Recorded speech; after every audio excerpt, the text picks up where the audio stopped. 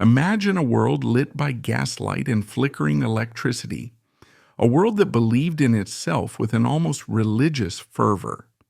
It is Munich, 1912, the heart of the Kingdom of Bavaria. In the glittering hall of mirrors of the Nymphenburg Palace, the air is thick with the scent of expensive perfume and beeswax from the polished floors. An orchestra plays a sweeping waltz, the music a perfect embodiment of the age, confident, romantic, and blissfully unaware of the abyss that lies just 2 short years ahead. This is the Belle Époque, the beautiful era, a final golden summer for the old world of Europe. And in this world, Prince Heinrich of Bavaria is a golden sun. By birth, he is a member of the House of Wittelsbach, a dynasty that has reigned for more than 7 centuries, a name synonymous with Bavaria itself. His uniform is a symbol of his destiny, a destiny forged not by choice but by the unshakable weight of tradition. He is a prince, a soldier, a guardian of a sacred trust. He watches the dancers, his expression thoughtful, perhaps even a little distant. Is he contemplating the complexities of court politics or the pretty face of a young countess? Or does his mind drift to other places, to the sheer icy peaks of the Alps he loves to climb, or the thrilling modern roar of an automobile engine on an open road? He is a man of his time, but also a man straining against its confines, a man of action, trapped in a world of ceremony. This is the world that awaits Prince Heinrich. This is the world that will test his code of honor, his courage, and his very soul. The 2 scenes, the ballroom and the battlefield, are not just 2 different places. They are 2 different universes, separated by an unbridgeable chasm in history. How does a man born and bred for the first a world of order, beauty, and chivalrous ideals survive in the second a world of chaos, ugliness, and industrialized slaughter?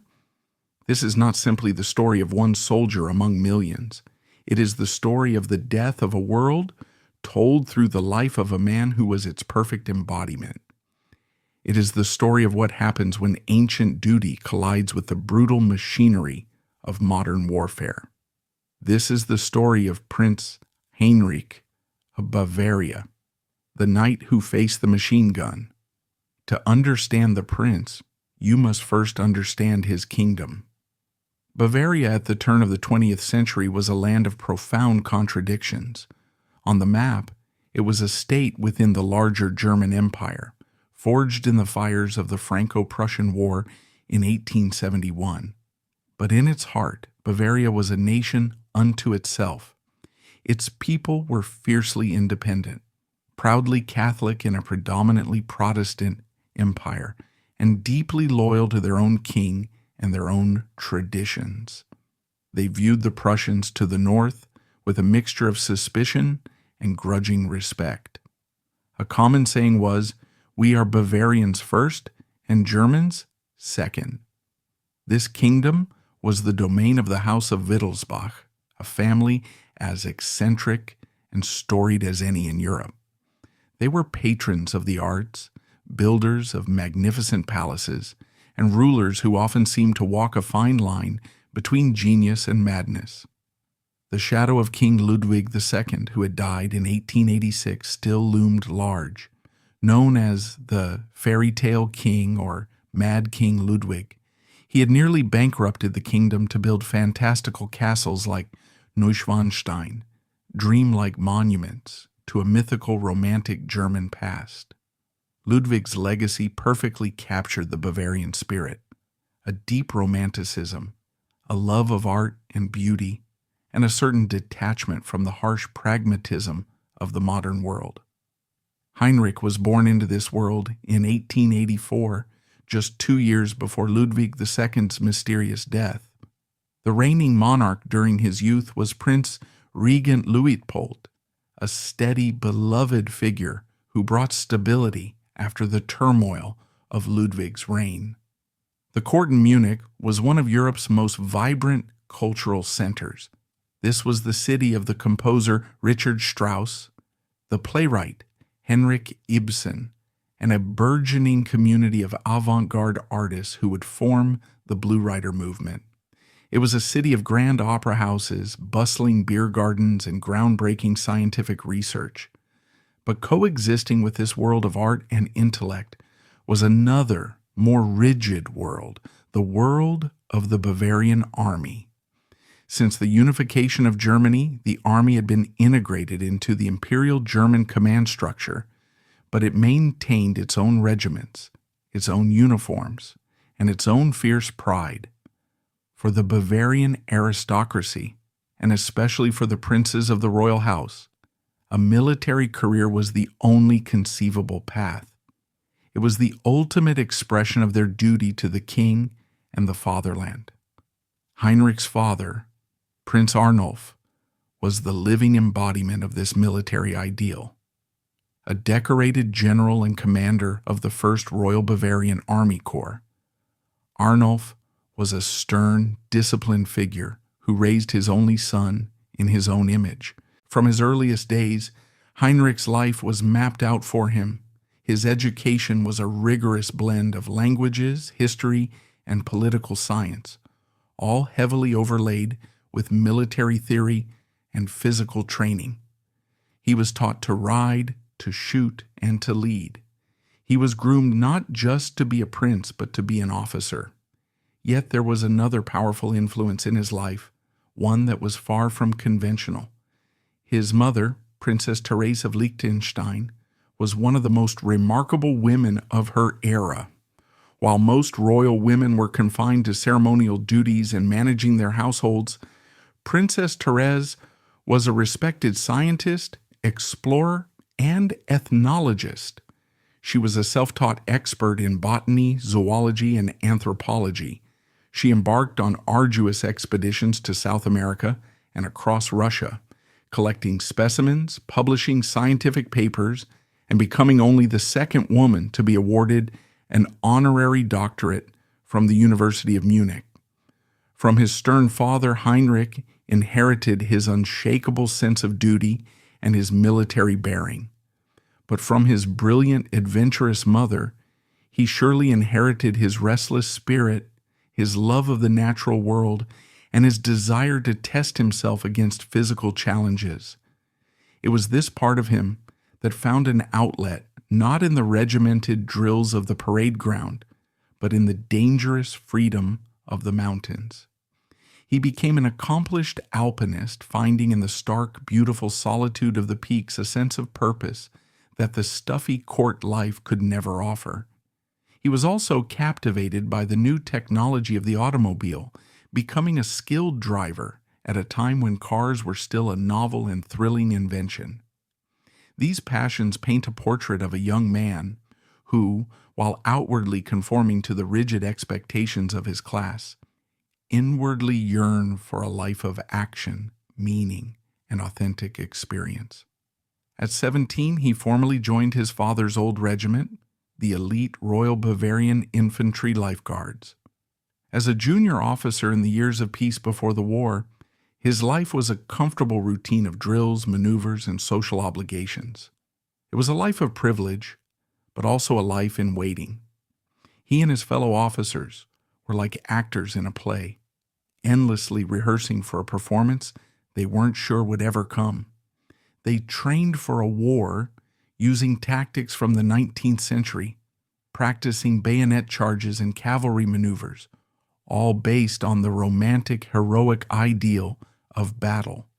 They were sharpening a sword in an age when the machine gun was about to render it obsolete. They were the last generation of knights, and they did not know it yet. As the new century wore on, the golden summer of the Belle Époque began to show signs of an approaching autumn. The continent was a web of interlocking tensions. The great powers of Europe were bound by a rigid system of alliances. The triple alliance of Germany, Austria, Hungary, and Italy against the triple entente of France, Russia, and Great Britain. An arms race particularly the naval race between Britain and Germany, poisoned the political atmosphere. The crumbling Ottoman and Austro-Hungarian empires created a powder keg in the Balkans. A sense of fatalism began to creep into the culture. War was increasingly spoken of not as a catastrophe to be avoided, but as a necessary storm that would cleanse the air, a crucible that would test the strength of nations and forge a new, more vigorous generation of men. For men like Prince Hinrich, this was the moment they had been trained for their entire lives. The abstract concept of duty was about to become terrifyingly real. When the news of the assassination of Archduke Franz Ferdinand in Sarajevo reached Munich in June 1914, it was the spark that lit the fuse. The month that followed was a cascade of ultimatums, mobilizations, and declarations of war. In the streets of Munich, as in Berlin, Paris, and St. Petersburg, vast crowds gathered, cheering for a war they could not begin to comprehend. For them, it was a grand adventure, a release from the boredom of ordinary life. For Prince Heinrich of Bavaria, it was the ultimate call of duty. The performance he had rehearsed for his entire life was about to begin. But unlike a play, where the lines are known and the ending is set, this drama would be written in real time, in mud and blood. As the final feverish days of peace gave way to the reality of mobilization, the abstract ideal of duty had to be translated into the cold logistics of war. For Prince Hinrich, the moment had come to trade the comfort of the palace for the chaos of the front. Leading men who saw in him not just an officer, but the living symbol of the kingdom they had sworn to defend. Their first act would take place on the fields of Lorraine, where a generation's romantic illusions about war would be shattered in a storm of steel. August 1914. A fever grips Munich.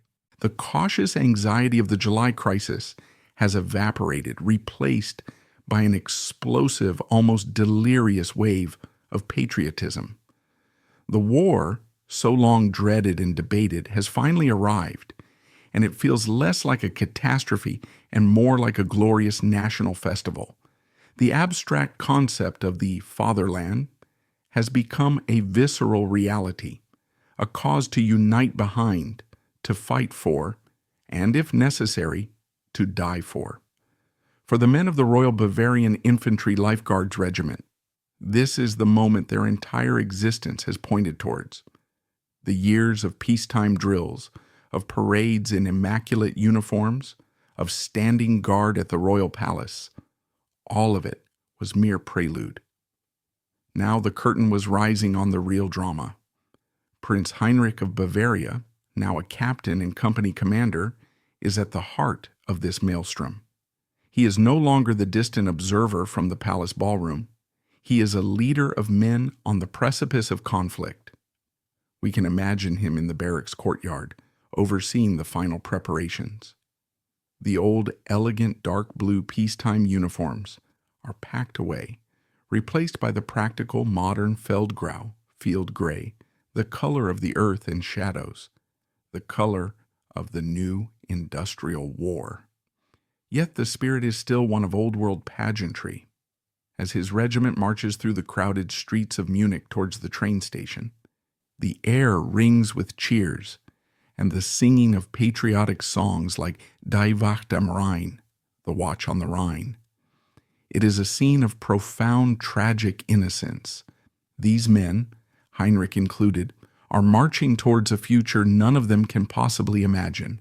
They believe they are heading for a swift, chivalrous adventure. They are, in fact, marching into the meat grinder. The train journey to the Western Front is a study in this confident optimism. Packed into cattle cars hastily converted for troop transport, the soldiers are in high spirits. They share sausages and beer, sing folk songs, and boast of the victories they will win. For many of the young soldiers, this is the first time they have ever left their home villages. It is an exhilarating, if daunting, experience. For Heinrich, the journey is different. He bears the weight of command. He is responsible for the lives of over 150 men. He moves through the cars, speaking with his NCOs, checking on his soldiers, offering a word of encouragement here, a quiet nod there. He is their prince, but more importantly, he is their captain. They look to him not just for orders, but for confidence. And he projects an aura of calm and unshakable resolve, whatever his own private fears might be. They are headed for Lorraine, a contested region on the border between France and Germany. This is where the German Sixth Army, composed mainly of Bavarian and Prussian troops, is tasked with absorbing the initial French assault. The French army, guided by their Plan 17, is committed to an all-out offensive to reclaim the lost provinces of Alsace and Lorraine. Their military doctrine, the Elan Vital, emphasizes spirit, aggression, and the bayonet charge above all else. The Germans, for their part, are expecting this. Their strategy is to lure the French into a trap, to absorb their attack, and then to counterattack and encircle them. The Lifeguards Regiment, as part of the Bavarian First Army Corps, is placed directly in the path of the French onslaught. Prince Hinrich and his men are the bait. They detrain and march for days towards the front, the distant, dull thud of artillery growing louder with each step. The festive atmosphere of Munich is a fading dream. Here, the reality of war begins to assert itself. They pass columns of refugees fleeing the fighting, their faces etched with fear. They see the first signs of destruction: shelled farmhouses, splintered trees, the carcasses of horses by the roadside. The air smells different, a mixture of churned earth, smoke, and something else, something vaguely metallic and unsettling. The Battle of the Frontiers begins in mid-August. What follows is a period of chaotic and indescribably brutal fighting. The pre-war theories of a swift, mobile conflict evaporate in a storm of steel. This is Heinrich's and his men's first taste of real combat. The French attack just as the Germans predicted, charging forward in waves, their bright red trousers and blue coats making them perfect targets for the German machine guns. The slaughter is horrific, but the French are brave and determined, and they inflict terrible casualties on the defending Bavarians. For Heinrich, the battlefield is a sensory and emotional overload. The noise is a physical force, a constant deafening roar of artillery, the vicious crackle of rifle fire, and the demonic stuttering chatter of machine guns. Orders must be screamed to be heard. The air is thick with smoke and the stench of cordite. In this fog of war, confusion reigns. It is impossible to see the grand strategy unfolding. Survival is a matter of seconds and inches. Heinrich's world shrinks to the few hundred yards of his company sector. His duty is to hold the line, to encourage his men, and to make life or death decisions in an instant. He witnesses death for the first time on a massive scale. He sees men he is trained with, men whose families he knows, cut down in an instant, their bodies torn apart by shrapnel. The chivalrous ideal of war dies here in the mud and blood of Lorraine. It is replaced by the grim business of survival. In this crucible, his true character as a leader is forged. He is constantly moving along his trench line, braving sniper fire and artillery bursts, speaking to his men, steadying their nerves, directing their fire. His presence, the calm, authoritative figure of the prince sharing their danger, is a powerful source of inspiration. His men see that his royalty is not a shield. It is a responsibility that drives him to take even greater risks. This brings us to a specific day in the late autumn of 1914, during the bitter fighting near the French town of Geluvelt. The war of movement has ended, and the first trenches have been dug. creating the stagnant, bloody stalemate that will define the Western Front. Heinrich's battalion is ordered to carry out a frontal assault on a heavily fortified French position, a small rise in the landscape known as Hill 60. It is a critical strong point, bristling with machine guns and protected by thick belts of barbed wire. The attack begins at dawn with a typically inadequate artillery barrage. Then the whistles blow, and the men of the Lifeguards Regiment go over the top. They are immediately met by a scything wall of machine gun and rifle fire. The first wave is cut to pieces on the barbed wire. The attack falters. The men, pinned down in the churned-up no-man's land, lie flat, desperately trying to scrape themselves into the earth as bullets whip the air just above their heads. Casualties are catastrophic. The battalion's command structure begins to break down. The attack has failed. From his forward command post, Prince Hinrich watches the unfolding disaster. He sees his men being slaughtered, their morale on the verge of collapsing into a full-blown rout. In that moment, the core tenets of his upbringing, duty, honor, and the responsibility of leadership, all converge. He knows what he has to do. He turns to his adjutant, gives a few brief orders, and then, in an act that defies all logic of self-preservation, he steps out of the trench and into the open. For a moment he is a single solitary figure, silhouetted against the gray smoke-filled sky. He draws his officer's sword, a weapon that is more a symbol than a practical tool of war, and points it towards the enemy. He shouts a single command, his voice cutting through the din of battle, calling for his men to follow him. Then he begins to run alone, directly towards the French machine guns. It is an act of almost insane courage. The soldiers lying in the mud see their prince, their commander, charging to what seems like certain death, and something inside them shifts. His incredible bravery shames their fear. If a prince is willing to die, how can they not follow? A ragged cheer goes up from a few men, then it spreads. NCOs get to their feet, urging their sections forward. One by one, then in small groups, the Bavarian soldiers rise from the mud and begin to run after their prince. The stalled attack transforms into a desperate, furious charge. They hit the French line with the force of a tidal wave. The fighting dissolves into a savage, primitive melee of bayonets, trench clubs, and pistols. Heinrich is at the forefront, fighting with a ferocity born of his duty. He is a leader not by directing from the rear, but by killing at the front. The sheer shock and audacity of the charge overwhelmed the French defenders. The position is taken.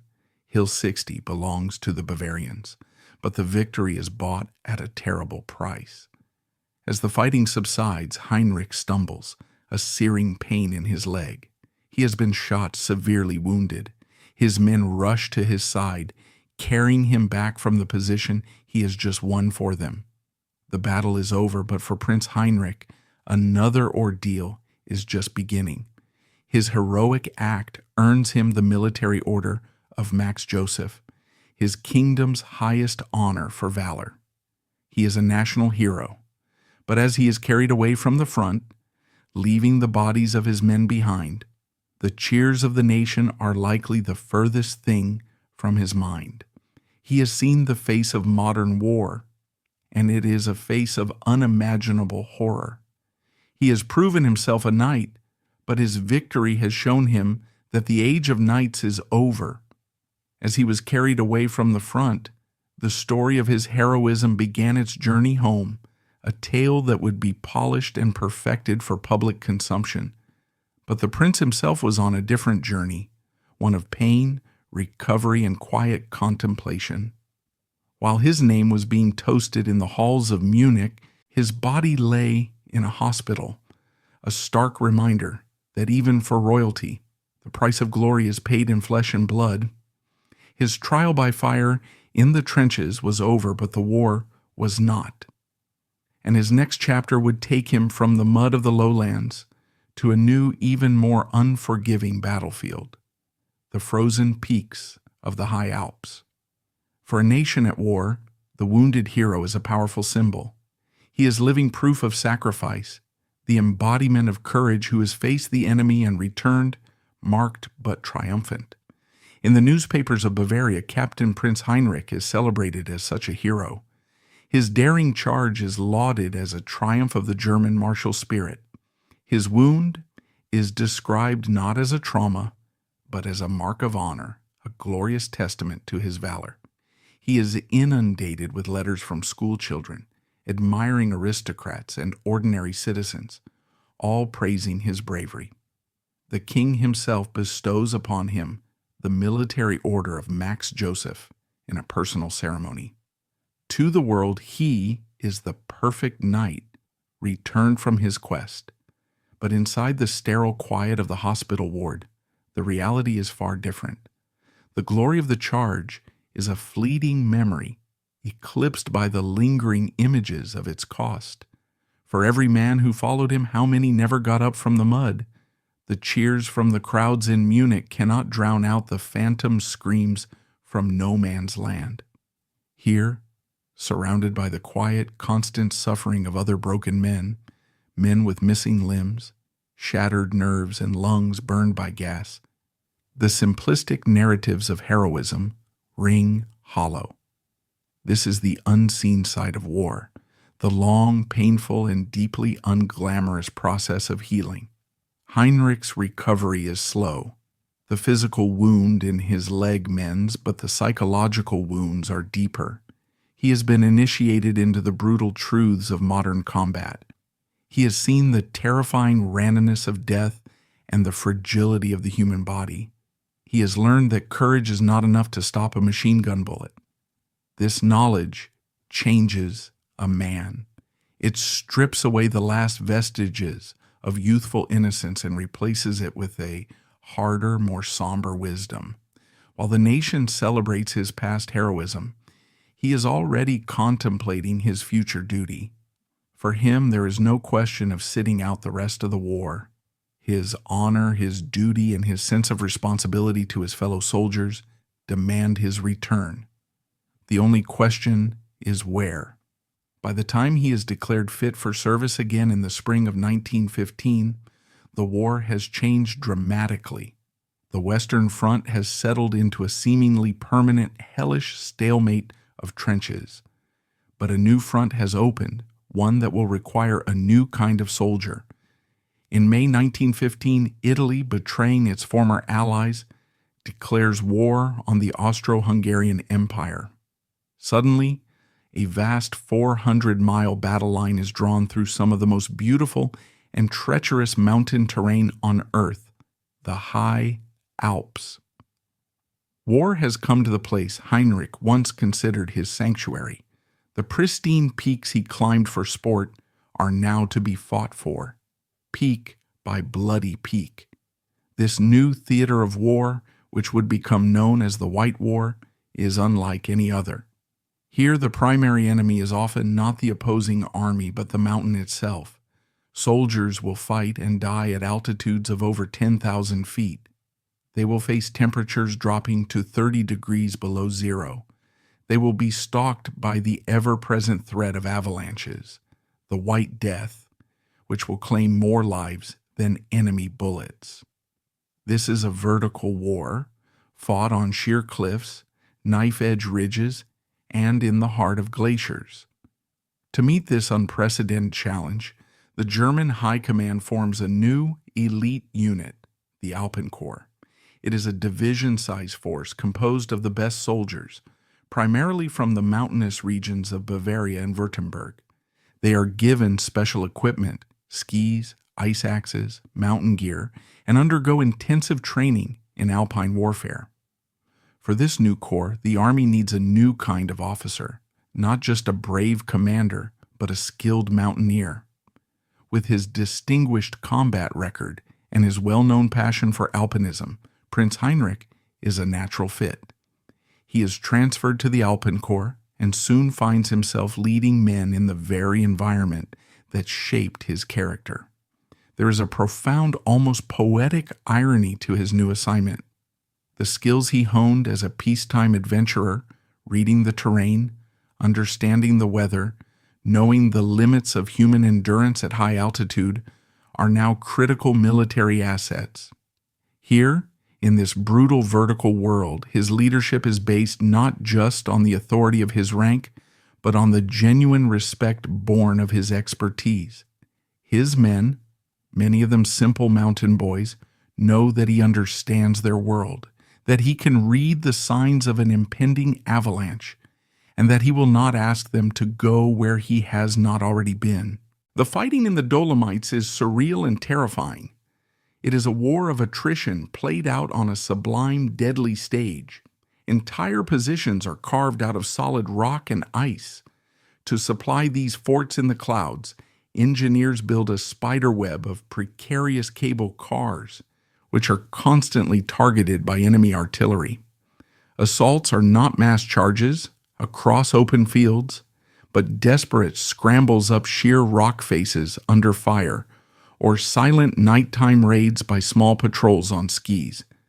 The most terrible weapon of the mountain war is the mine. Both sides engage in a slow, torturous process of tunneling under each other's positions, packing them with tons of explosives, and then literally blowing the entire mountaintop and everyone on it to kingdom come. Heinrich thrives in this environment. The challenges, while immense, are tangible and direct, a stark contrast to the stagnant, anonymous slaughter of the trenches. Here, individual skill, courage, and endurance truly matter. We can picture him leading a patrol along a razor-thin ridge at night, the world a dizzying expanse of moonlit snow and shadow. The only sounds the crunch of their boots and the biting wind. He is back in his element, yet it is a paradise transformed into a hell. After grueling service on the Italian front, the reputation of the Alpenkorps is such that they are used as a fire brigade, an elite force rushed to the most critical and brutal sectors of the war. In 1916, they are thrown into the inferno of the Battle of Verdun on the Western Front, a battle that represents the very pinnacle of industrial warfare's horror. For Heinrich, it is a return to the nightmare he thought he had left behind, a world of endless shelling and unimaginable carnage. He survives Verdun, a feat in itself, emerging even more hardened, a veteran who has now seen the very worst the war has to offer, and the war is not done with him yet. In late 1916, another crisis erupts. Romania, sensing an opportunity, has invaded the Austro-Hungarian province of Transylvania. Once again, Germany must rush to the aid of its ally. The elite Alpenkorps, including the battle-tested battalion now commanded by Major Prince Heinrich of Bavaria, is ordered to pack its gear. They are to be transported across the continent to a new remote front in the rugged Carpathian mountains. As he boards the troop train once again, Heinrich is a world away from the confident young captain who set out in 1914. He is now 32 years old, but the war has aged him beyond his years. He is a celebrated hero, a seasoned commander, and a survivor of battlefields that have consumed millions. He has faced the fire of the trenches and the ice of the highest peaks. Now, a new range of unknown mountains awaits. He has overcome every challenge, but he knows better than anyone that in this war, survival is a matter of chance, and luck can always run out.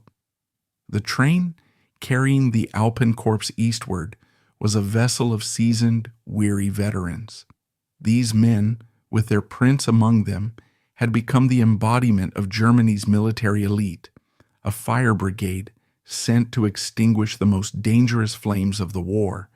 They had mastered the trenches of France and the frozen cliffs of Italy.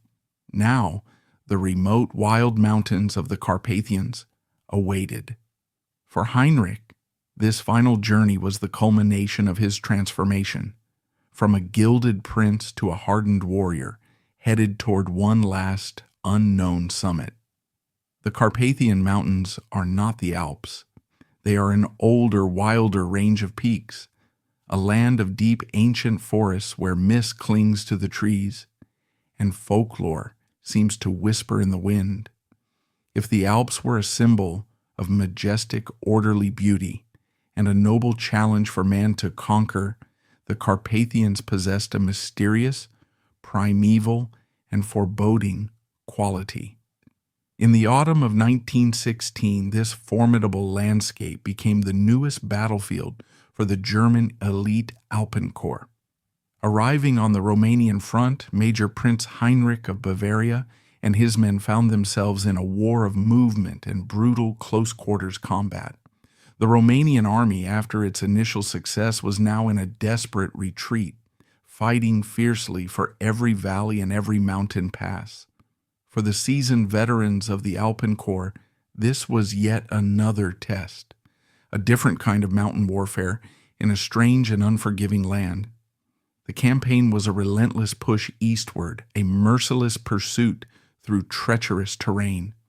The fighting was chaotic, a series of sharp, violent encounters in the dense forests where visibility was limited, and every ancient tree could conceal a rifleman. Heinrich, as always, led from the front. The 32-year-old prince was now a hardened veteran, his face lined with the grim wisdom of someone who has seen the very worst of humanity.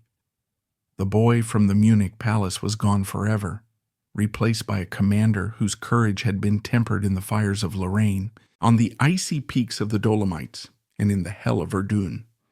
He had survived it all, and this had made him a living legend in the eyes of his men. To them, he seemed indestructible, a talisman. But Heinrich, more than anyone, understood the nature of war. It is a game of probability, and luck is a finite resource. November 8th, 1916. It was a cold, damp, and heavy morning. The objective for Heinrich's battalion was a strategically important peak known as Monte Sule. Taking this height was key to breaking the Romanian line and opening the path through the mountains. The assault began in the tense silence of the early dawn. The Bavarian soldiers advanced up the steep wooded slopes, their steps nearly soundless on the damp leaves. The silence was shattered by the sharp crack of a rifle from a hidden position, and then the entire forest erupted in the sound of battle. Heinrich was where he always belonged, at the head of his troops, directing the attack, encouraging his men, and sharing their danger. He was no longer the impetuous young commander who charged forward in Lorraine. Now, his every action was calculated, cold, and effective. He paused by a group of young soldiers pinned down by machine gun fire, his voice never rising more than necessary but filled with authority, pointing out a flanking route they had missed. His men followed him with absolute trust. They had seen his courage before and knew he would never order them into a danger he would not face himself. The fighting grew more ferocious as they neared the summit. The Romanians had dug in, and they fought with the desperate courage of men defending their homeland. It was in the final push towards the objective that it happened. The battle was at its peak of ferocity. The air was thick with the smell of cordite and smoke. In the midst of a firefight, as Heinrich stood tall, using his binoculars to observe the enemy position to direct the next rush, there was a shriek that tore the air apart. It was the sound every soldier dreaded, the whistle of an incoming artillery shell.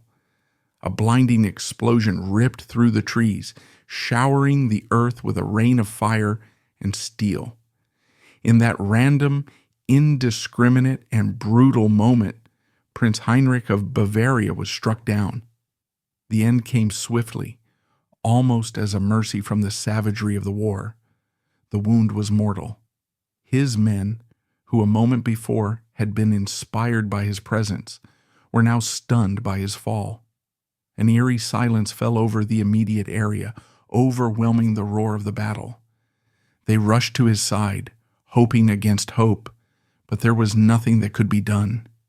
There, on the muddy slope of a remote mountain, thousands of miles from the kingdom he was born to serve, the life of the warrior prince came to an end.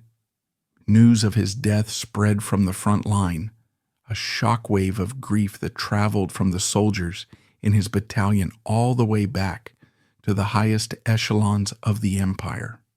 For his men, they had lost more than a commander. They had lost their prince, a leader who had bled with them and who had ultimately died with them. His body was painstakingly carried back from the battlefield, and a somber journey home began. In Munich, the city that had sent him off with flowers and cheers, the news was met with profound mourning. His death was a national tragedy. His state funeral was a grand, somber affair, the last great pageant for a fallen Wittelsbach prince. He was laid to rest in the royal crypt of the Theatinerkirche, among the tombs of his ancestors, bringing his journey full circle. The kingdom honored him as a hero who had made the ultimate sacrifice for the fatherland. But the world he had died to protect was already dying itself. Just 2 years later, in November 1918, the German Empire would collapse in defeat and revolution. The Kaiser would abdicate, and in Bavaria the 738-year-old monarchy of the House of Wittelsbach would be abolished overnight. The kingdom that Prince Heinrich had fought and died to defend had ceased to exist. This is the ultimate heartbreaking tragedy of his story. His life was a testament to the old world values of duty, honor, and noble sacrifice. But he died in a new world, a world of total war where those values were becoming tragically obsolete. He was, in the end, a knight in an age of machines, a hero whose sacrifice could not stop the tide of history. Today his name is a footnote, one among millions of names consumed by the Great War. The palaces he knew are now museums, and his kingdom is a memory. But the story of Prince Heinrich of Bavaria remains a powerful, poignant reminder of a lost generation and a vanished world. He was the mountaineer who loved to climb towards the heavens, a man who sought the highest challenges.